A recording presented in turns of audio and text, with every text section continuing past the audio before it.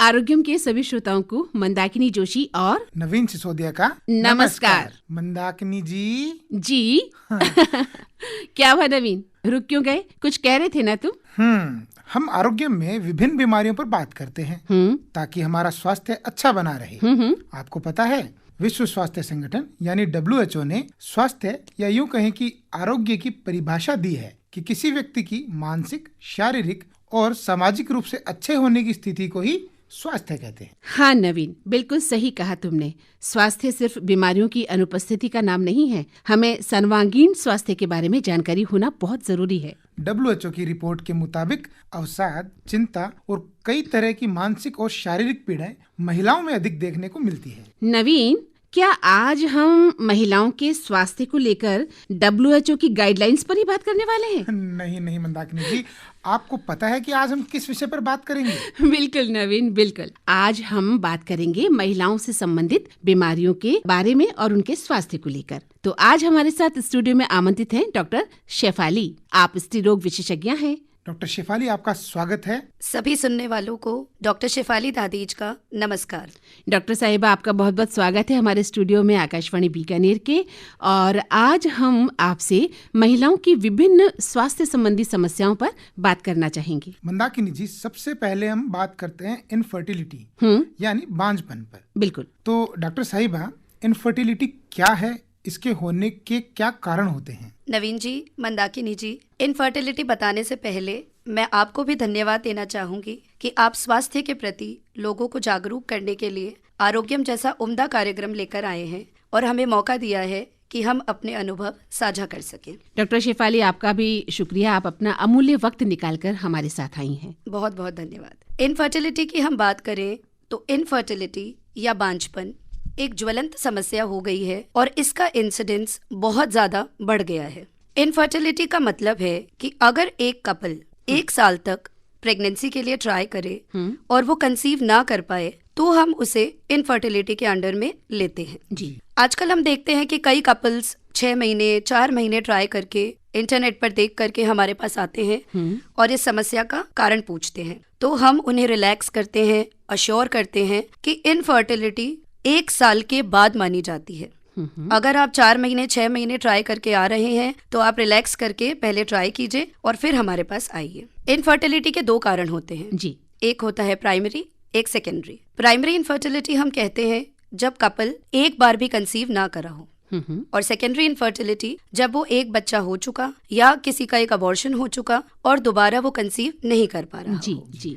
तो ये मोटे तौर पे इनफर्टिलिटी को हम कैटेगराइज करते हैं। जी। इनफर्टिलिटी के कारणों पे अगर हम जाएं तो मेल और फीमेल मतलब आदमी और औरत दोनों ही बराबर रूप से इनके लिए जिम्मेदार हैं। जी डॉक्टर साहिबा, हमारे मन में ये बात आई भी थी कि क्या ये जो बंध्यता है या संतान उत्पन्न करने की जो अक्षमता सिर्फ महिलाओं में ही होती है या पुरुष भी इसका कारण होते हैं? ये दोनों मेल और फीमेल दोनों ही पूर्ण रूप से जिम्मेदार हैं। अगर मैं बात करूं मंदाकिनी जी, तो पहले फीमेल फैक्टर ज्यादा हुआ करते थे, मेल फैक्टर्स कम हुआ करते थे।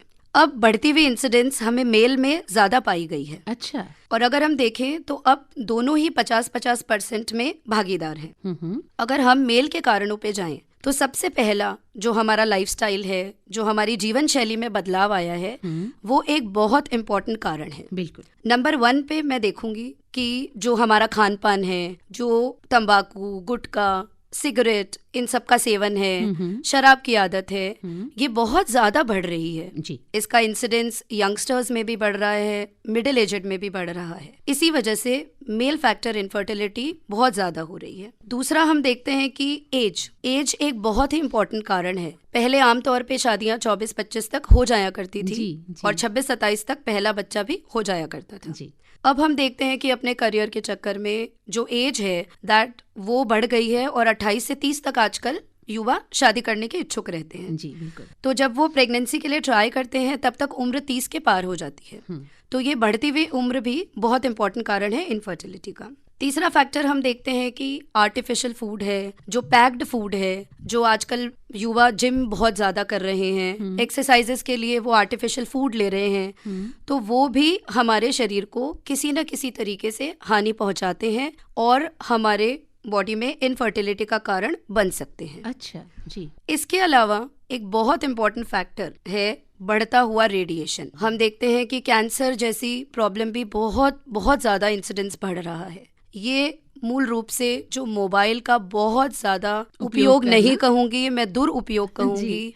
बिल्कुल। तो मोबाइल का दुरुपयोग, रेडिएशंस का एक्सपोजर, ये बहुत इंपॉर्टेंट फैक्टर है जिसकी वजह से मेल इनफर्टिलिटी मतलब पुरुषों में इनफर्टिलिटी बढ़ रही है। अगला हम देखें तो फीमेल इनफर्टिलिटी की बात करेंगे हम। जी। फीमेल इनफर्टिलिटी भी इसके हम मुख्यतः 3 कारण मानते हैं। एक कि भाई अपने एग्स प्रॉपर ना बने, दूसरा ट्यूब्स होती हैं, हमारी बच्चेदानी होती है और ट्यूब होती है, तो हमें बच्चेदानी भी हेल्दी चाहिए, ट्यूब्स भी हेल्दी चाहिए, तो ट्यूब एक मुख्य कारण हो सकती है। इसके अलावा हो सकता है कि हमारे बच्चेदानी में कोई सूजन है, इन्फेक्शन है या बाय बर्थ ही कोई कारण हो सकता है, तो ये हम डिफरेंट मेथड से और इन्वेस्टिगेशन से रूल आउट करते हैं। जी। तो ये मोटे तौर पे मुख्य कारण है इनफर्टिलिटी। जी डॉक्टर साहिबा, आपने बहुत ही विस्तृत जानकारी हमें दी है कि महिलाओं में और पुरुषों में बांझपन आने के क्या कारण हो सकते हैं। डॉक्टर शेफाली, अब हम ये जानना चाहते हैं कि क्या इस बांझपन का इलाज संभव है और ये इलाज कितना सफल है, यानी इसकी सक्सेस रेट क्या है? क्योंकि लोगों में ये भ्रम बना हुआ है कि क्या पता अगर हम इसके लिए जाएं और उसके बाद भी हमें सफलता न मिले। बिल्कुल मंदाकिनी जी, मुझे लगता है कि जो बांझपन के कपल्स होते हैं, जो इनफर्टिलिटी वाले कपल्स हैं, सबसे पहले हम उनकी करते हैं काउंसलिंग जी, क्योंकि वो इतना स्ट्रेस में, डिप्रेशन, एंजाइटी में आते हैं कि हमें उन्हें मेंटली तौर पर रिलैक्स करना बहुत जरूरी साइकोलॉजिकल है। जो बिल्कुल है वो बहुत ज्यादा। क्योंकि कई बार फैमिली प्रेशर होता है, पेरेंट्स का प्रेशर होता है, आसपास फ्रेंड्स को देख के वो टेंशन में होते हैं, तो उन्हें प्यार से समझाना पड़ता है हमको। तो रीअश्योरेंस के बाद, समझाने के बाद भी हम देखते हैं कि 10 से 20% लोग कंसीव कर जाते हैं। इसके अलावा जो साइंटिफिक ट्रीटमेंट्स हैं उनमें हम देखते हैं कि मेडिकल मैनेजमेंट होता है। अगर सिंपल हम देखते हैं मेल फैक्टर इनफर्टिलिटी है तो हम एग्जामिनेशन के बाद में उन्हें कुछ ट्रीटमेंट देते हैं, दवाइयाँ देते हैं, उन्हें लाइफस्टाइल मॉडिफिकेशंस बताते हैं, तो इसके बाद भी बहुत अच्छे हमें रिजल्ट्स मिलते हैं जी। अगर हम औरतों में बात करें तो जैसे आपको मालूम होगा कि पीसीओडी की इंसिडेंस बहुत ज्यादा बढ़ रही है। बिल्कुल। तो पीसीओडी में अंडे नहीं बनते, तो हमने देखा है कि अगर हम एग्स बनने की दवाई दें, उन्हें वही लाइफस्टाइल समझाएं, मल्टीविटामिन्स दें, उन्हें मोटिवेट करें, तो इससे भी बहुत अच्छी सक्सेस रेट हमें मिल जाती है जी। इसके अलावा जैसे मैंने आपको फैक्टर बताया ट्यूब्स का, तो अगर किसी के ट्यूब्स बंद हैं, लगातार इन्फेक्शंस हैं, तो लेप्रोस्कोपी एक बहुत ही अच्छा माध्यम है जिसमें सिर्फ एक चीरा टांका आता है और उससे हम ट्यूब्स को खोल सकते हैं। अच्छा। बिल्कुल। और बच्चेदानी में भी यदि कोई विकार पाया जाता है, यदि कोई झिल्ली बनी हुई है या चिपक रही है बच्चेदानी, तो हम इसे भी खोल सकते हैं इसी के द्वारा। बिल्कुल। तो ये एक बहुत अच्छा मेथड है जो डेवलपमेंट में है और आगे इसके बहुत अच्छे रिजल्ट्स हमें देखने को मिलेंगे। इसके अलावा एक टेक्निक है IUI का मतलब है इंट्रा यूट्राइन इंसेमिनेशन। इसका फायदा हमें मिलता है मेल फैक्टर इनफर्टिलिटी। जैसे पुरुषों में जब सीमन की क्वालिटी इतनी अच्छी नहीं होती है तो हम उसमें कुछ दवाई डाल के उनकी मोटिलिटी और उनकी मॉर्फोलॉजी मतलब उनका आकार और उनकी गति सुधारते हैं। अच्छा। एक बात मैं यहाँ बिल्कुल बताना चाहूंगी कि IUI के लिए लोगों के मन में बहुत भ्रम है जी। वो बहुत संकोच करते हैं इसे कराने में, जबकि ये बहुत ही अच्छा फैक्टर है जिसमें मेल की जो सीमन के पैरामीटर्स है, मतलब उनका आकार, विकार, प्रकार, ये 20 से 30% सुधर जाते हैं। अच्छा। तो IUI हम कर सकते हैं। अगर हमारी बच्चेदानी बहुत बंद है, टाइट है, सीमन ऊपर नहीं जा पा रहा है, तो उनमें भी IUI के बहुत अच्छे रिजल्ट मिलते हैं जी। और ये बहुत ही सिंपल प्रकार का प्रोसीजर होता है, इसमें किसी प्रकार का डरना, घबराना, कोई साइड इफेक्ट्स नहीं है। इसके अलावा जो लास्ट ट्रीटमेंट ऑप्शन है वो है इन विट्रो फर्टिलाइजेशन, मतलब कि टेस्ट ट्यूब बेबी जी, जिस पर हम बात करेंगे। बिल्कुल। डॉक्टर साहिबा, कई दंपतियों को जब संतान प्राप्ति नहीं होती है यानी इनफर्टिलिटी के दौर से गुजरना पड़ता है, तो फिर वे IVF यानी इन विट्रो फर्टिलाइजेशन का सहारा लेते हैं। ये IVF क्या है, इसके बारे में थोड़ा विस्तार से हमें समझाइए। बिल्कुल नवीन जी, IVF का मतलब है इन विट्रो फर्टिलाइजेशन, या आम भाषा में कहें तो टेस्ट ट्यूब बेबी जी। हम इसमें स्त्री के शरीर से अंडा लेते हैं और पुरुष का जो स्पर्म होता है उसे लेबोरेटरी में हम लेकर के और डायरेक्टली इंजेक्ट करते हैं एग के अंदर। फिर जो एम्ब्रियो बनता है उसे हम 4 से 5 दिन तक हमारे इंक्यूबेटर्स में रखते हैं, और जब हमें लगता है कि यूट्रस बिल्कुल अपनी नॉर्मल कंडीशन पे है, तब हम उस एम्ब्रियो को बच्चेदानी के अंदर इम्प्लांट करते हैं। जी। तो आईवीएफ एक बहुत ही अच्छा माध्यम है, बल्कि मैं कहूँगी एक बून है उन कपल्स के लिए जिनके या तो प्रॉपर तरीके से अंडे नहीं बन रहे या जिनके अंदर ट्यूब्स ब्लॉक्ड है। देखिए, ये एक माध्यम है जिसमें हमें ट्यूब्स सरपास हो जाती हैं, हमें ट्यूब्स की ज़रूरत नहीं पड़ती, क्योंकि हम आर्टिफिशियली लैब में उसके अंदर स्पर्म डाल देते हैं एग के अंदर। तो मेल फैक्टर्स जिनमें कि स्पर्म वीक है, जिसमें उनकी मोटिलिटी कम है, जो अंडे तक नहीं जा पा रहा है, हम उसे सिरिंज से एग के अंदर डालते हैं। इसके अलावा फीमेल्स में यदि बच्चेदानी छोटी है, वीक है, ट्यूब्स बंद हैं, प्रॉपर अंडे नहीं बन रहे हैं, तो उनके अंदर भी हम इंजेक्शन से मजबूत अंडे बनवा करके ट्यूब्स को सरपास करके और स्पर्म को इंजेक्ट करते हैं। ये तकनीक है आईवीएफ। जी। डॉक्टर शेफाली, आपने बहुत अच्छे तरीके से हमें बताया है कि ये आईवीएफ क्या है। वही बात इस पर भी हम कहेंगे कि लोगों को इसके बारे में भी बहुत सारे भ्रम हैं कि ये हमें इसका सक्सेस रेट मिल सकता है या फेलियर है। तो आप हमें बता रही हैं कि आईवीएफ क्या है। थोड़ा सा और विस्तार से हम जानना चाहेंगे कि आईवीएफ कैसे करते हैं और इसे कब करवाना चाहिए। क्या आईवीएफ कम उम्र की और बढ़ती उम्र की महिलाएं दोनों करवा सकती हैं? जी बिल्कुल। आईवीएफ के सक्सेस रेट मंदाकिनी जी हम बात करें तो यदि जो फॉलो हमें करना चाहिए WHO के अकॉर्डिंगली, अगर लैब अच्छी है, हमारे इंस्ट्रूमेंट्स अच्छे हैं, इंक्यूबेटर्स अच्छे हैं जिसमें हमें एम्ब्रियो को या भ्रूण को रखना होता है, तो इसकी सक्सेस रेट आजकल 70 से 80% तक हमें देखने को मिल रही है। अच्छा, बिल्कुल, वेरी गुड, बहुत खूब। लोग बहुत ज्यादा डरे हुए होते हैं, भ्रम में होते हैं कि आईवीएफ की सक्सेस नहीं मिलेगी, हमारे शरीर पर क्या प्रभाव पड़ेगा। बिल्कुल। और सबसे इम्पोर्टेंट तो पेशेंट हमें पूछते हैं कि भाई ये आर्टिफिशियल बच्चे होते हैं तो ये नॉर्मल होते हैं। जी। तो हम उन्हें यही समझाते हैं कि ये आर्टिफिशियल बच्चे नहीं है, ये आपका ही अंडा है, आपका ही स्पर्म है, सिर्फ हम माध्यम बदल रहे हैं। जी। शरीर से बाहर फर्टिलाइजेशन हो रहा है तो जेनेटिकली, एनाटॉमिकली बच्चा पूर्ण रूप से हेल्दी मिलेगा। अगर हम उम्र की बात करें तो ये डिपेंड करता है हमारे कॉजेस पे कि कारण क्या है हमारे आईवीएफ कराने का। जी। कम उम्र में यदि अगर अच्छे अंडे बन रहे हैं लेकिन हमारी ट्यूब्स यदि बंद है, बच्चेदानी चिपकी हुई है, तो आईवीएफ ही हमारे पास एक उपचार का माध्यम बचता है जिससे कि हम गर्भधारण कर सकते हैं। बढ़ती उम्र की बात करें तो क्योंकि 35 साल के बाद हम मानते हैं कि हमारे अंडे बनने की क्षमता कम हो जाती है, तो आईवीएफ के द्वारा जो 2-4 अंडे हम बनवा पाते हैं इंजेक्शंस के द्वारा, उनका हम पूर्ण रूप से उपयोग कर सकते हैं, क्योंकि उन अंडों के अंदर ही हमें इंजेक्ट करना है। तो 2-4 बल्कि मैं कहूंगी अगर एक अंडा भी हमें मिलता है 40 से 45 साल की उम्र की औरतों को, तो वो भी यूटिलाइज होता है और उसका भी हम भ्रूण बना करके स्थानांतरित कर सकते हैं यूट्रस के अंदर। तो बढ़ती उम्र की महिलाओं के लिए तो ये बहुत ही कारगर साबित है। एक तरह से वरदान है। बिल्कुल बिल्कुल, मैं कहूंगी वरदान है यदि इसका उपयोग लिया जाए तो। जी डॉक्टर साहब, आपने बताया कि आईवीएफ किस तरह से किसी भी उम्र में महिलाओं को एक वरदान साबित हो सकता है। बिल्कुल। लेकिन इसके बारे में जैसा आपने पहले भी बताया कि बहुत सारी धारणाएं बनी हुई है कि इससे ये हो सकता है, वो हो सकता है। तो एक धारणा इसके बारे में ये भी सुनने आती है कि अगर सब लैब में हो रहा है तो क्या उससे कोई जेनेटिक डिजीज होने का खतरा रहता है कोई? नवीन जी, ये उल्टा है। हम यही मरीज को समझाते हैं कि इससे जेनेटिक एबनॉर्मेलिटी होने का खतरा नहीं है, बल्कि जिनके बार बार अबॉर्शंस हो रहे हैं या मिसकैरेजेस हो रहे हैं, तो हम माने कि इसकी जेनेटिक टेस्टिंग होती है। पीजीटी एक टेस्ट होता है, प्री जेनेटिक टेस्टिंग, तो ये लैब में किया जाता है। इनफैक्ट जो हम एम्ब्रियोज हमको मिलते हैं, जैसे किसी के 4 भ्रूण मिलते हैं, किसी के 8 भ्रूण मिलते हैं, तो हम उन्हें माइक्रोस्कोप में देखते हैं, उसमें से जो सबसे हेल्दी भ्रूण मिलता है वही हम इम्प्लांट करते हैं। जी। क्योंकि नॉर्मली तो भगवान करता है तो कोई भी एम्ब्रियो जा सकता है, लेकिन जब हम करते हैं तो हम माइक्रोस्कोप में जो बेस्ट एम्ब्रियो है वो इम्प्लांट करते हैं।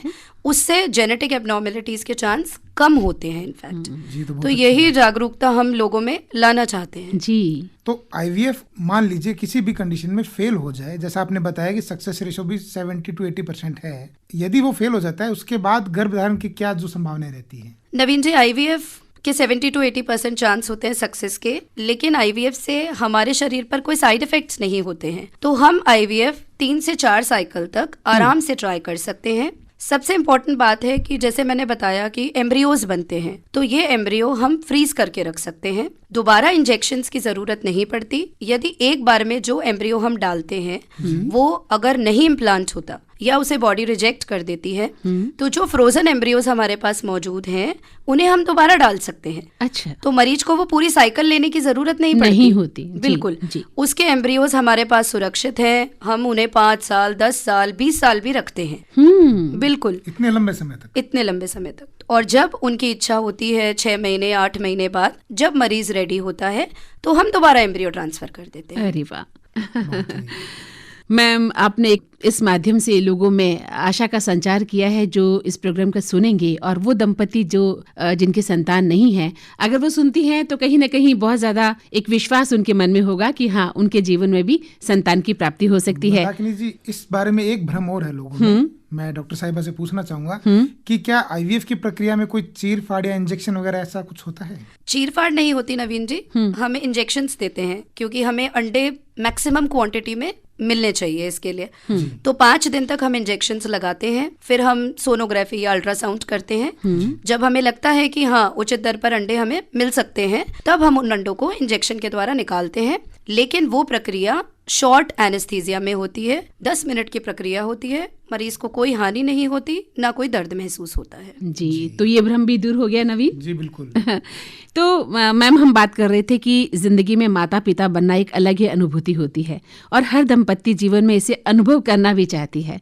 कुछ पेरेंट्स को ये मौका मिल जाता है, और लेकिन कुछ इससे वंचित हो जाते हैं। तो अभी जब हम बात कर रहे हैं आईवीएफ की, तो एम्ब्रियो यानी भ्रूण ट्रांसफर के कितने दिन बाद प्रेगनेंसी शुरू होती है? जिस दिन हम एम्ब्रियो ट्रांसफर करते हैं उसके 14 से 15 दिन के बाद में हम टेस्ट करते हैं, जिसे कहते हैं बीटा एचसीजी, जो हम ब्लड में देखते हैं। अगर बीटा एचसीजी हमारा रेज्ड होता है, आमतौर पर 5 के ऊपर पाया जाता है, तो इसका मतलब है कि जो भ्रूण हमने प्रत्यारोपित किया है वो इम्प्लांट हो गया है, और हम उन्हें गुड न्यूज दे देते हैं। अच्छा, जी जी। एक महत्वपूर्ण सवाल ये उठता है कि मासिक धर्म चक्र यदि 19 से 21 दिन के बीच होता है तो पीरियड के कितने दिन बाद आईवीएफ जो है वो किया जाता है? नवीन जी, आईवीएफ कराने के लिए हम पेशेंट को पीरियड के 2nd डे पर बुलाते हैं। उसकी इन्वेस्टिगेशंस होती है, एक बेसलाइन सोनोग्राफी होती है, ब्लड टेस्ट होते हैं, जिससे हमें आइडिया लग जाता है कि हमारे अंडे बनने की क्षमता कितनी है, हमारा जो सीमन है वो किस क्वालिटी का है। फिर हम उसे 21 दिन तक दवाई देते हैं,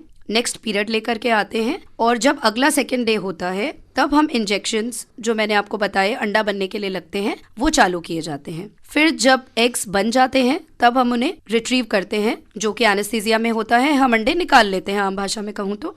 फिर हम उन्हें एम्ब्रियो बना करके हमारी लैब में सुरक्षित रखते हैं। उसके नेक्स्ट साइकिल में जब वापस जो महिला है वो पूर्ण रूप से रेडी हो जाती है, उसकी बच्चेदानी को देखते हैं, हम उनकी परत देखते हैं, और हमारे पास जो सुरक्षित एम्ब्रियो पड़े हैं उन्हें इम्प्लांट करवाते हैं। जी डॉक्टर साहिबा, आपने उम्र के बारे में बताया कि किसी भी उम्र की महिलाएं जो है आईवीएफ करवा सकती हैं। इसके अलावा क्या जो शारीरिक स्वास्थ्य है, वजन है, या फिर कोई अन्य बीमारियों से अगर कोई ग्रसित है तो वो फैक्टर क्या इनको प्रभावित करते हैं? जी बिल्कुल। आईवीएफ के अलावा भी अगर हम हेल्दी प्रेगनेंसी चाहते हैं तो पूर्ण रूप से हेल्दी होना हमारे लिए बहुत इम्पोर्टेंट है, माँ के लिए भी और बच्चे के लिए भी। तो जैसे मैंने आपको बताया कि हम पीरियड के 2nd डे उनको बुलाते हैं स्क्रीनिंग के लिए कि नेक्स्ट साइकिल में हमें आईवीएफ के लिए चालू करना है ट्रीटमेंट। तब हम उनके basic sugar level, thyroid, BP, ये सब का चेकअप कराते हैं, और यदि हमें कोई मिलता है ऊपर नीचे तो हम 1 महीने तक पहले उनको नॉर्मलाइज करते हैं और फिर उनकी साइकिल शुरू करते हैं जी, ताकि 9 महीने एक हेल्दी मदर और हेल्दी बेबी रह सके। डॉक्टर साहब, एक महत्वपूर्ण सवाल ये है कि ये ट्रीटमेंट महंगा कितना है? क्या आम दंपत्ति भी इसको करवा सकते हैं? नवीन जी, जो इंजेक्शंस की, जो सोनोग्राफीज की, जो बेसिक इन्वेस्टिगेशंस की कॉस्ट आती है वो अंदाजे से 1.25 से 1.5 लाख के अराउंड आती है। अच्छा, तो इतनी कॉस्ट तो लगती है। तो मुझे लगता है कि बच्चा पाने के लिए हम इतनी कॉस्ट तो अफोर्ड कर सकते हैं, क्योंकि वो अमूल्य है जो हमें मिलेगा। जी बिल्कुल बिल्कुल डॉक्टर साहिबा, बहुत अच्छी जानकारी आप हमें दे रही हैं। आईवीएफ को लेकर एक प्रश्न और मेरे दिमाग में आया है कि कई बार ये भी देखा जाता है कि एक बच्चा होने के बाद दूसरे बच्चे की प्लानिंग करने में थोड़ा ज्यादा वक्त ले लेती है कई दंपतियां। तो जब वो प्लानिंग करती हैं दूसरे बच्चे के लिए, तब तक पता चलता है कि माँ दूसरा बच्चा कंसीव नहीं कर पा रही। तो क्या ये स्थिति क्या कहलाती है, और क्या ऐसी स्थिति में भी आईवीएफ का सहारा लिया जा सकता है? मंदाकिनी जी, इसे हम सेकेंडरी इनफर्टिलिटी कहते हैं। सेकेंडरी मतलब कि माँ एक बार कंसीव कर चुकी है और दोबारा कंसीव नहीं कर पा रही है। तो ये बहुत कॉमन जो इसका फैक्टर देखा गया है वो है गैपिंग। आज हम देखते हैं कि अगर हमने 4, 5, 6 साल से ज़्यादा गैप रख लिया, उसके साथ हमारी उम्र भी काफ़ी बढ़ गई है, तो हमारे एग बनने की क्षमता धीरे धीरे खत्म होती जाती है, कम होती जाती है। तो नॉर्मली आईवीएफ से पहले हम मेडिकल ट्रीटमेंट देते हैं, टैबलेट्स देते हैं जिन पे अंडे बन जाएं, क्योंकि नॉर्मली इनकी ट्यूब और सीमेन ठीक पाया जाता है। तो ये ट्रीटमेंट करते हैं। इसके अलावा क्योंकि मेल फैक्टर इनफर्टिलिटी जैसे मैं आपको बता रही हूँ कि बहुत ज़्यादा बढ़ रहा है, तो सीमन में यदि कोई गिराव आया है तो हम उसे भी सुधारते हैं, उन्हें भी ट्रीटमेंट देते हैं। तो नॉर्मली सेकेंडरी इनफर्टिलिटी मैंने देखा है कि मेडिकल मैनेजमेंट से इम्प्रूव हो जाती है। 6 महीने से 7 महीने के बाद भी यदि वो कपल ना कंसीव कर पाए, तब हम उन्हें आईवीएफ पे जाने की सलाह देते हैं। जी मंदाकिनी जी, अब हम महिलाओं में रहने वाली आम समस्याओं पर भी बात कर लेते हैं। बिल्कुल नवीन। डॉक्टर साहिबा, मासिक धर्म को लेकर हम आपसे ये जानना चाहते हैं कि ज्यादातर महिलाएं मासिक धर्म के बिगड़ने को लेकर परेशान रहती हैं। कभी शॉर्ट टर्म हो जाना या फिर देर से पीरियड्स आना, ये सब क्या समस्याएं हैं और इनका मुख्य कारण क्या है? बिल्कुल नवीन जी, मासिक धर्म हम देखें तो इसकी प्रॉब्लम्स 3 ग्रुप में हम डिवाइड करते हैं एज वाइज। जी, सबसे पहले किशोरावस्था, सेकंड हम मिडिल एजेड विमेन लेते हैं, और जो 45 के बाद में हमें प्रॉब्लम्स देखने को मिलती हैं। जी, जो हम यंगस्टर्स में देखते हैं किशोरावस्था में, तो ब्लीडिंग की प्रॉब्लम इनिशियली जब पीरियड स्टार्ट होते हैं तो अनकंट्रोल्ड होती है कई बार। जी, या कई बार हमें लगता है कि एक बार पीरियड आ गया और 2-3 महीने तक दोबारा नहीं आया। तो जब भी माँ इस बात की चिंता में आती है हमारे पास, तो हम यही समझाते हैं कि इनिशियली 2 साल तक बॉडी रेगुलराइज होती है। जो हार्मोन्स अभी चेंज होने शुरू हुए हैं बॉडी के अंदर, वो रेगुलर होंगे। तो अगर ब्लीडिंग 6-7 दिन से ज्यादा हो रही है या ब्लीडिंग 15-20 दिन के अंदर ही दोबारा आ रही है, तो अपना डॉक्टर जरूर कंसल्ट करें और रूटीन इन्वेस्टिगेशंस करवाएं। जी। यदि एक बार पीरियड आ गया और 2-3 महीने नहीं आ रहा, तो भी आपको रिलैक्स करना है, लेकिन खान पान में मल्टीविटामिन्स हुए, आयरन रिच चीजें हुई, ये जरूर देना है लड़कियों को। इससे अपने आप ही धीरे धीरे पीरियड्स रेगुलर हो जाएंगे। जी। यदि ये जो बीच वाली एज होती है, इसमें हम देखते हैं कि कई बार अचानक नॉर्मल पीरियड्स होते हुए पेनफुल पीरियड्स होने लग जाते हैं, या ब्लीडिंग वही 7 से 8 दिन के ज्यादा होने लग जाती है, या 21 दिन के पहले ब्लीडिंग यदि आपको दोबारा आ जाती है, तो भी आपको डॉक्टरी परामर्श की जरूरत है। हम सोनोग्राफी कराते हैं, अंडेदानी की स्थिति देखते हैं कि कोई बेसिक सूजन तो नहीं है, सिस्ट तो नहीं है। सबसे इम्पोर्टेंटली थायराइड एक ऐसी प्रॉब्लम है जो अपने वेस्टर्न राजस्थान में बहुत कॉमन है। और थायराइड का सिम्टम हम देखें तो वजन बढ़ना और पीरियड्स में एबनॉर्मेलिटी आना, कम होना या ज्यादा होना या प्रोलॉन्ग होना, बहुत दिनों तक ना आना, 1.5 से 2 महीने तक पीरियड्स दोबारा ना आना, ये सब इसके लक्षण होते हैं। तो हम थायराइड चेकअप, हीमोग्लोबिन चेकअप ये जरूर करवाते हैं फीमेल्स में। जी। डॉक्टर साहिबा, ये बहुत महत्वपूर्ण जानकारी आपने दी कि थायराइड के कारण भी कितनी समस्याएं महिलाओं को झेलनी पड़ती है। कई महिलाएं जो मिडिल एज की हैं वो कहती हैं कि उनकी माहवारी 15 दिन तक भी चलती है और इस तरह से वो बहुत परेशान भी रहती हैं। हम बात कर रहे हैं, आपने अभी कहा कि जो किशोर होती बच्चियां हैं उनके अच्छे खान पान की। अक्सर होता है कि आजकल की बच्चियां फास्ट फूड पे ज्यादा विश्वास करती हैं, वो नॉर्मल खाना खाना पसंद ही नहीं करती, जिसे कहते हैं हम घर का खाना। तो ऐसी स्थिति में उनमें खून की कमी यानी एनीमिया एक आम समस्या बन गई है। तो कब कब इन बच्चियों या महिलाओं का जो है चेकअप, एक कैजुअल चेकअप जिसे जनरल चेकअप कहते हैं, होते रहना चाहिए ताकि उन्हें बेहतर उपचार मिल सके।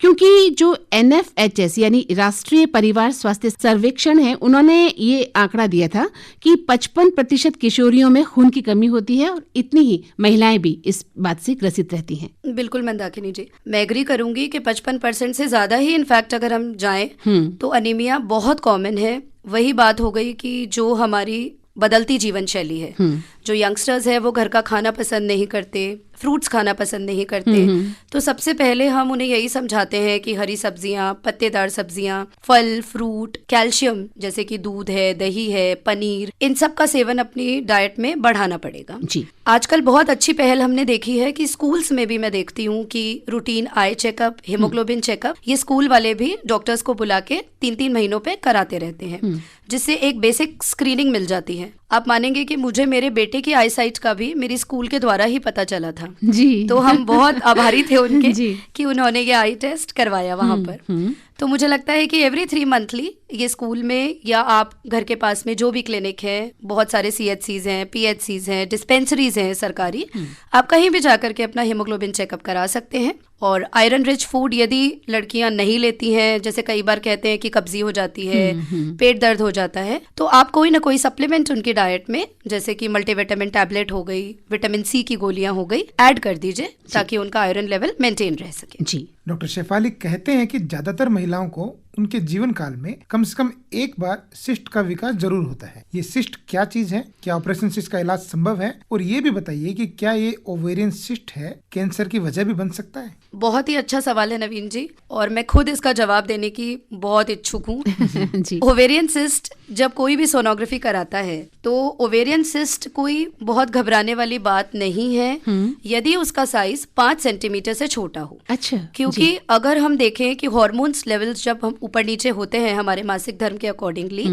तो फिजियोलॉजिकल ओवेरियन सिस्ट बहुत कॉमन है, और अगर हम पीरियड जाने के बाद दोबारा सोनोग्राफी कराएं तो वो सिस्ट हमें गायब मिलती है कई पेशेंट्स में। जी। तो यदि 5 सेंटीमीटर से छोटी है, सिंपल सिस्ट है, कोई उसमें सॉलिड कंपोनेंट्स वगैरह नहीं है, तो वो आम है, उसके लिए बिल्कुल घबराने की जरूरत नहीं है। हाँ, लेकिन अपने डॉक्टर से रिपीटेडली एडवाइस लेने की जरूरत पड़ती है। जी जी। डॉक्टर साहिबा, जो सिस्ट के बारे में आप बता रही हैं, एक प्रश्न और उठता है, क्या सिस्ट के कारण माहवारी का चक्र बिगड़ता है, माहवारी ज्यादा आती है, या सिस्ट के कारण गर्भधारण करने में भी मुश्किलें आती है? सबसे कॉमन सिम्टम है ओवेरियन सिस्ट का, वो अपना मासिक धर्म का चेंज होना ही है। यदि हमें मासिक धर्म 14-15 दिन में वापस आने लग जाए, या जो रूटीन था 4-5 दिन की ब्लीडिंग, यदि वो चेंज होकर के ज्यादा ब्लीडिंग होने लग जाए, या डिसमेनोरिया कहते हैं कि पेनफुल पीरियड होने लग जाए, आपको दर्द अचानक से ही ज्यादा हो गया है, तो डेफिनेटली सिस्ट एक बहुत महत्वपूर्ण कारण है। जी जी। तो जिसे टाइम पर हम इलाज के द्वारा निजात पा सकते हैं। कहते हैं आरोग्य हमारा जन्मसिद्ध अधिकार है। तो डॉक्टर शेफाली, एक अच्छी लाइफस्टाइल और एक हेल्दी डाइट हमें बहुत सी बीमारियों से बचा सकती है। आप हमें बताइए कि अच्छी लाइफस्टाइल क्या है और क्या लें रोजमर्रा के अंदर हम हेल्दी डाइट में? सबसे पहले मैं सभी श्रोताओं से अनुरोध करूंगी कि अपना मोबाइल कम से कम देखें। जी। गेम्स कम से कम खेलें। सबसे पहला तो यही हेल्दी लाइफस्टाइल है। नवीन ने अपना मोबाइल उठाकर दूर रख दिया है। जो डेली मैं अपने बच्चों को भी कहती हूँ। जी।